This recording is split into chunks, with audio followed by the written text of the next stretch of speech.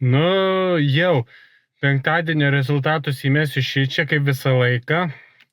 Nieko nenufilmavau. Palikau telefoną iš tikrųjų. Aš darbe ir, sakau, pafilmuosiu kas kartą, bet taip ir neišėjo. Be telefono antro dėjo, bet sunku. Galvojau, bus lengviau daryti tai.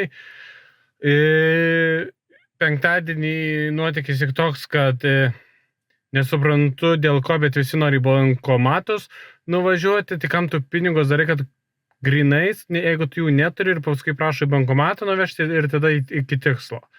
Tai nei šis, nei tas. Šeštadienį nuotykiai pradėjo snigt, labai blogas kelias, bet pavažinėjau.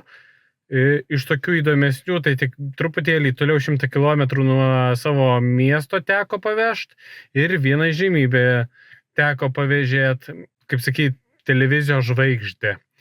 Pakol kas nesakysiu kada ir kur, o vėliau atskleisiu, kas pas mane sėdėjo mašinoje.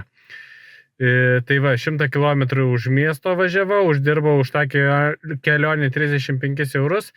Visumai galvoju, sekmadienį nedirbti, bet bus matyti, gal simboliškai prisijungsiu porai kartų. O penktadienį parodžiu, šeštadienio rezultatus galėsite irgi dabar matyti šičia. Kartu ir sekmadienio, nes grįžau į savo namus antrą beveik nakties, va šitai va pasakysiu. Tai va tokie va mano rezultatai, aš tikiuosi, kad ir jums šią savaitę ar šį savaitgalį sekėsi puikiai. Tai daugiau nieko pakol kas nešauda ir nieko negaliu ką pasakyti, viskas gan smagiai. Man tai pomėgis, nėra darbas, dėl to ir nesiskundžiu. Bent jau pakol kas, bent jau labai baisiai nesiskundžiu, nes yra kaip ir visą laiką visur minusų.